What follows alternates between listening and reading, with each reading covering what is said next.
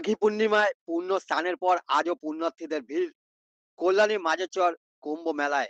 ১৪৪ বছর পর প্রয়াগরাজ মহাকুম্ভর পর নদিয়ার কল্যাণী মাঝেরচর গৌরাঙ্গ মহাপ্রভু ঘাট ও ত্রিবেণী সঙ্গমে চলছে বঙ্গ কুম্ভ মেলা।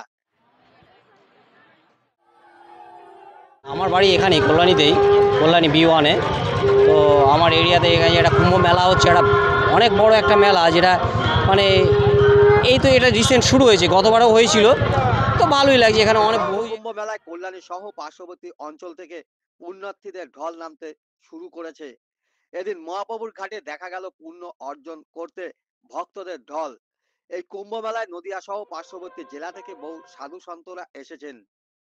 মেলায় যাতে কোনো রকম অপ্রীতিকর ঘটনা না ঘটে তার জন্য মোতায়েন ছিল বিশাল পুলিশ।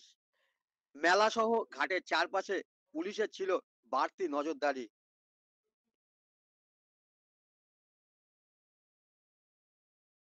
বাড়ি এসেছি যদিও, আর গতবার হয়েছে আসিনি কোনো কারণবশত। তা যেটুকু দেখলাম ভালো লাগছে, সবাই ঢুকলাম, ঢুকে নিয়ে একটু জল নিয়ে নিলাম, স্নানটা করা হয়নি। তা স্কুলটাও ছুটি আছে বলে তাই এলাম। তা এখানে তো কল্যাণীতে থাকি ঠিক আছে, কিন্তু চাকরি সূত্রের বাইরে বাইরে এদিক ওদিক থাকতে হয়, তা সেভাবে করে ঠিক কতটা মানে বলতে পারবো না কতটা কিছু। তারপর যেটুকু যা মেলায় যেতে ঘুরলাম, যেটুকু করছি, এখনও ঘোরা কমপ্লিট হয়নি। ভালো ভালো লেগেছে। না সরি, হ্যাঁ, তাহলে এই ধর্ম নিয়ে আমরা যে এই মাটি, এই সূর্য, এগুলো কি আলাদা করতে পারবো? তাহলে আমরা মৃত্যু কোথায় হবে? এই মাটিতে আমরা লড়াই করছি, এই মাটিতে আমরা একজনকে আর একজনকে মেরে দিচ্ছি এই দুটো পয়সার জন্য।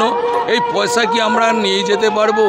পাঁচতলা থেকে 7তলা, কিন্তু নিয়ে যেতে পারবো না। তারপরেতে জ্বালা, পাঁচতলায় থেকে কি জ্বালা, আর গাছতলায় থেকে যে কি শান্তি, সে মধু তো পাওনি বাবা তোমরা।